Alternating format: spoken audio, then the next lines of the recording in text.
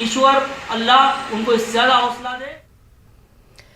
بے حد اہم بین الاقوامی خبر غزہ سے ہے، جہاں اسرائیلی فضائیہ کے حملوں کا سلسلہ جاری ہے۔ بیتی شب بھی اسرائیلی طیاروں نے غزہ میں مختلف مقامات پر بمباری کی۔ ان تازہ حملوں میں فی الحال کسی جانی نقصان کی اطلاع نہیں۔ غزہ پر اسرائیلی حملوں میں اب تک 219 فلسطینی جاں بحق ہو چکے ہیں، ان میں قریب 100 خواتین اور کئی بچے شامل ہیں، جبکہ حماس کے راکٹ حملوں کے نتیجے میں اسرائیل میں 12 ہلاکتوں کی اطلاع ہے۔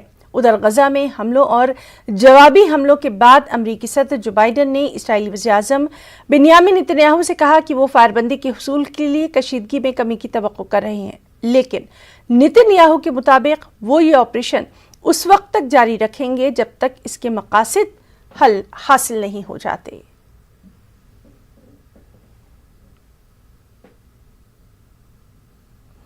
ڈی ایس پی پر 140% کی سبسڈی دینے کے